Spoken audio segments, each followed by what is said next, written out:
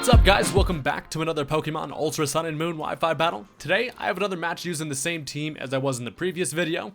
Getting some more use out of these bad boys because it's a pretty fun team. So this one's going to be against Fuzzle from Twitter. I do want to remind you guys you can always follow me on Twitter. The link is in the description if you've ever liked to get a Wi-Fi battle with me. I'm looking for battles quite often there, so it's kind of just the easiest place for me to find opponents. And if you do want to get a battle if we've never battled before, that's kind of the way to do it if that's what you're into. So yeah, looking at his team, I noticed he's got a lot of PU stuff. I believe he told me he built this team a while back when most of this was NU, but overall it's looking pretty cool. So let's go ahead and just jump right into the battle. Alright, so I'm not really too sure on what he's going to want to lead off with, so I just decided to toss out my Steelix as per usual, send out Big Bertha, get some Stealth Rocks up, and have a good time being all gold and shit. So he ends up leading off with his Raticate, and that tells me this thing's probably going to be Guts with Flame Orb and Facade and stuff like that. So I'm just going to go right for the Stealth Rock here as he goes for the Protect to ensure that I don't end up attacking it. He does want to activate that Flame Orb, which gives this thing a nice attack boost with the Guts. So I take that opportunity to get my Stealth Rock up, which is nice. I notice he does have a Claydol on his team, so it's probably going to be a Rapid Spinner, but at least now I can kind of force him to go for that. So he is going to burn himself, and now he has to get out of here. Obviously, he cannot scratch Steelix in the slightest, so he goes ahead and U-turns out, as I'm just going to go right for a Heavy Slam just to do some damage on whatever he wants to bring in. And it turns out he is going to go into this Claydol, so I'm expecting it to probably just Rapid Spin my rocks away and potentially set up the Stealth Rock of his own. But also, most of the time when you do see Claydols, they are going to be dual screeners, meaning they have Reflect and Light Screen.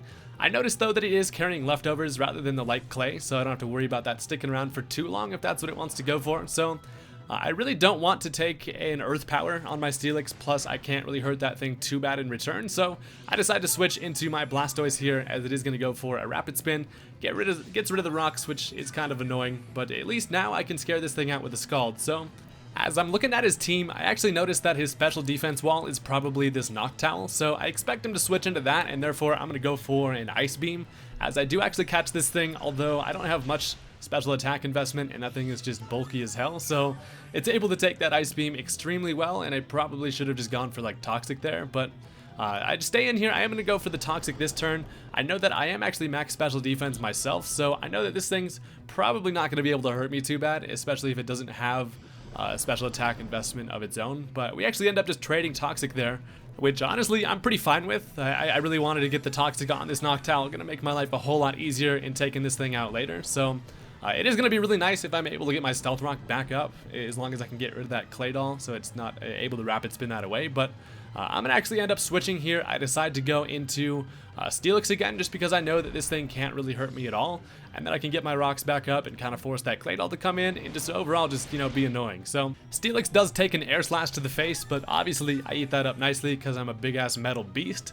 So we're over here just eating some leftovers as this thing is getting hurt by that Toxic, and I do know that this Noctowl is going to want to switch out here. It really has no business flying around near my Steelix, so I'm going to predict the switch back into the Claydol, and I decide to go for a Toxic trying to catch that thing, but he makes a nice play and actually ends up going into the Vileplume, which is kind of unfortunate. Obviously can't Toxic that thing, but this is actually kind of an interesting matchup because I have a Saucebuck in the back of my team who has Sap Sipper, so I don't really expect him to go for the Sleep Powder here, and he does actually predict the switch into that and tries to go for the Sludge Bomb, trying to catch my Saucebuck, and that works out perfectly because that doesn't affect me, and I'm able to get my Stealth Rock back up, which is super nice. So here, I'm just going to make a hard switch into my Braviary just because I'm thinking he probably won't Sleep Powder on the chance that I end up going into Saucebuck then.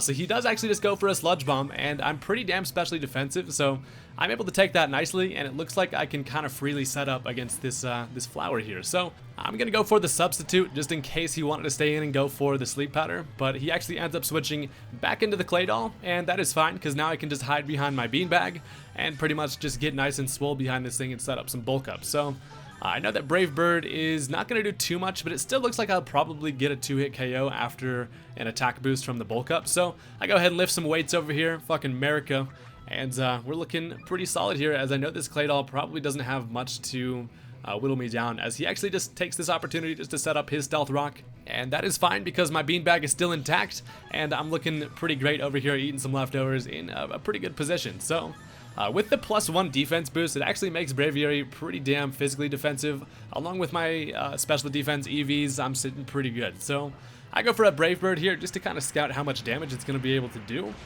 Turns out I actually get a critical hit, which knocks it down into red, which I don't think that really mattered because I would still be able to get a 2-hit KO on this thing. But he does show me he actually has Ice Beam, so he is able to break my sub, which does kind of suck. But I am still in a pretty good spot here because I can finish off this Claydol, and it's looking like I have a really decent matchup against pretty much a lot of his team. So we're both eating some leftovers. I'm over here just flippity flapping away, and since I know his best attack on me is going to be that Ice Beam, I just go for the Roost, which does temporarily get rid of your flying type. So now his Ice Beam is not going to be super effective. I can take that nicely, and then I can finish up this matchup in way better position than I was. So that Ice Beam does like nothing, especially defensive his titties over here.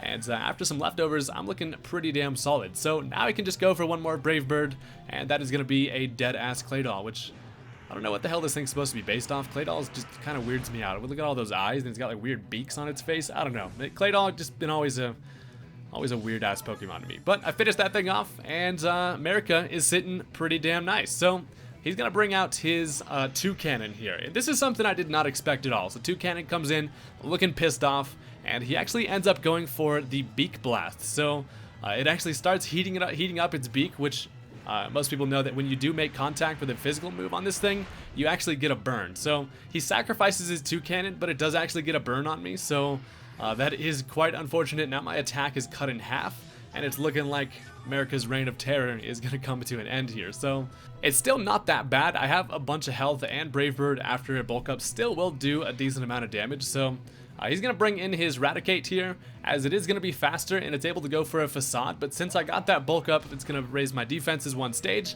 I am able to barely live that with 30 HP.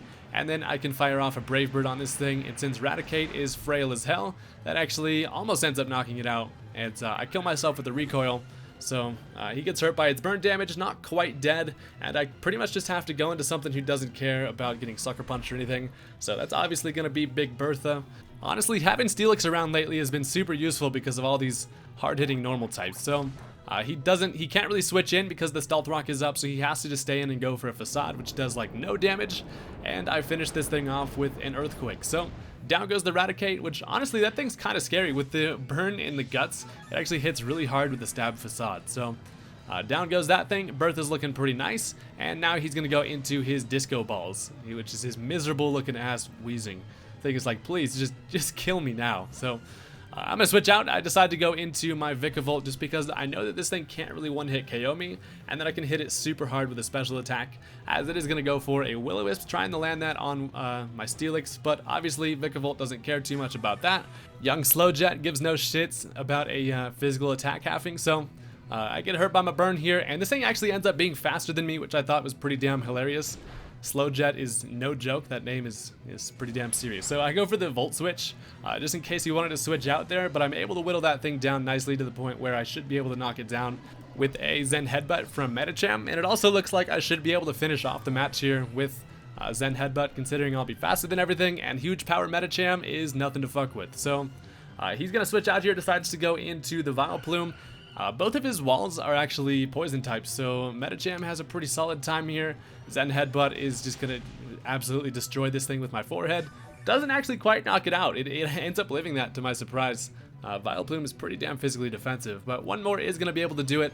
I'm really just hoping for no Effect Spore. If you make physical contact with Vileplume, you have a chance to get status, but luckily does not happen.